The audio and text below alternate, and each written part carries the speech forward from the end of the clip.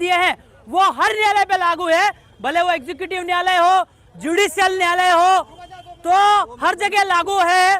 तो संविधान की अवमानना और माननीय सुप्रीम कोर्ट की अवमानना करने वाले के खिलाफ 124A के तहत देशद्रोह का मुकदमा क्यों नहीं होना चाहिए? हमारी लड़ाई ये है कि हम आपसे बार बार कह रहे हैं कि हम ट्रीटी पे हैं, हम लोग एग्रीमेंट पे हैं। आपका जुरिडिक्शन 10 साल की राजनीति आरक्षण देकर के हमको आपने फंसाया है, इसलिए आप लोग हम पे डंडा चला रहे हैं।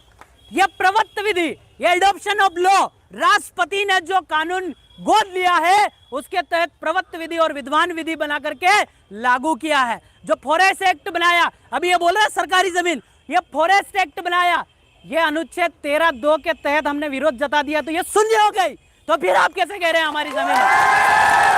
संविधान को मान आप नहीं रहे हैं, कानून को मान आप नहीं रहे हैं, और देशद्रोह हमको कह रहे हैं। ये कहाँ का कानून लाया है?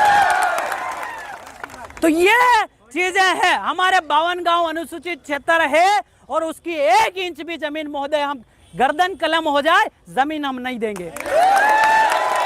भले ये ज्ञापन एज ए आप राज्यपाल जी हैं, एज ए आप कलेक्टर हैं, आप राष्ट्रपति जी हैं, ये मान करके हम आपको ये ज्ञापन दे रहे हैं। भले आप एक अनुविभागीय अधिकारी हैं पर हम आपको एक राष्ट्रपति की, क्योंकि हमारे यहाँ राष्ट्रपति और राज्यपाल ही 2 मात्र कानून लगा सकते हैं, इसके अलावा हमारे यहाँ कोई।